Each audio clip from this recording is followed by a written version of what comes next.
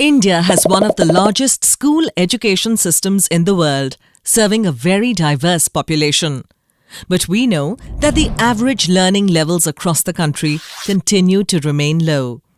Understanding what students know and can do will help to plan and take steps to improve the education system.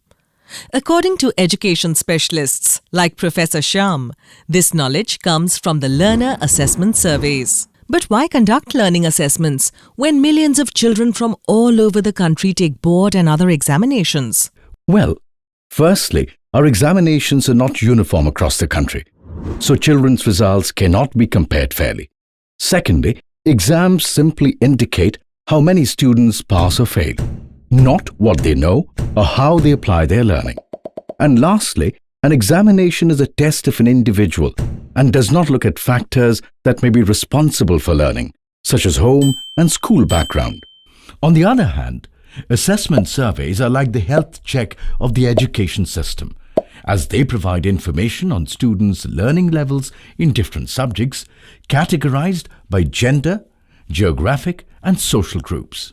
So what do the learner assessments show? The learner assessments show what students know and can do in specific subject areas, covering simple to more complex learning, such as extracting information from text in a language to application and reasoning skills, completing simple calculation in mathematics to solving complex mathematical problems.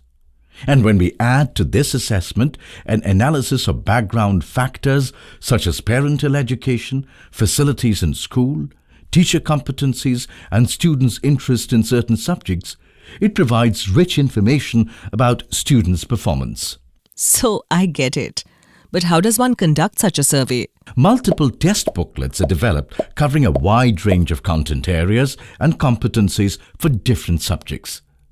Background questionnaires are developed to collect information from schools, teachers, and students. Scientific sampling techniques are used to draw a representative sample of students. The tests are then carefully administered and the results analyzed using the latest statistical techniques. Since it is not a census survey, the survey findings do not reflect on any individual students, teachers, or school's performance. What can we do with all this valuable data? It is essential to share and discuss the findings with all stakeholders. The data can be used to inform education policies, shape strategies, and allocate resources. For example, teacher training, learning materials, infrastructure, and facilities in schools.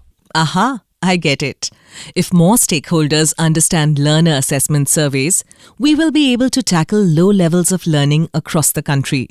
Because, as we know, improvements based on objective and reliable data is a way to better education system in India.